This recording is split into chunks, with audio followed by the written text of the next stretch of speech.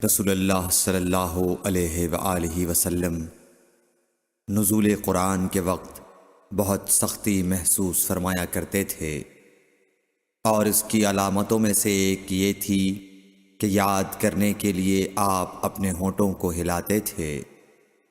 ابن عباس رضی اللہ تعالیٰ عنہ نے کہا، میں اپنے ہونٹوں کو ہلاتا ہوں جس طرح آپ ہلاتے تھے۔ سعید کہتے ہیں، میں بھی اپنے ہونٹ ہلاتا ہوں جس طرح ابن عباس رضی اللہ تعالیٰ عنہ کو میں نے ہلاتے دیکھا۔ پھر انہوں نے اپنے ہونٹ ہلائے۔ ابن عباس رضی اللہ تعالیٰ عنہ نے کہا، پھر یہ آیت اتری کہ اے محمد، قرآن کو جلد جلد یاد کرنے کے لیے اپنی زبان نہ ہلاؤ، اس کا جمع کر دینا اور پڑھا دینا ہمارا ذمہ ہے۔ حضرت ابن عباس رضی اللہ تعالیٰ عنہ کہتے ہیں، یعنی قرآن آپ صلی اللہ علیہ وآلہ وسلم کے دل میں جمع دینا اور پڑھا دینا ہمارے ذمہ ہے۔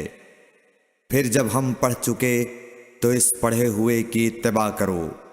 ابن عباس رضی اللہ تعالیٰ عنہ فرماتے ہیں، اس کا مطلب یہ ہے آپ اس کو خاموشی کے ساتھ سنتے رہو، اس کے بعد مطلب سمجھا دینا ہمارے ذمہ ہے۔ پھر یقیناً یہ ہماری ذمہ داری ہے کہ آپ اس کو پڑھو، یعنی اس کو محفوظ کر سکو۔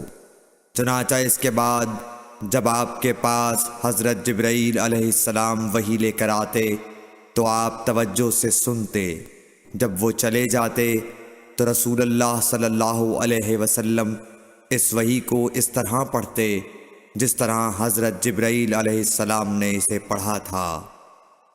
صحیح بخاری حدیث نمبر 5۔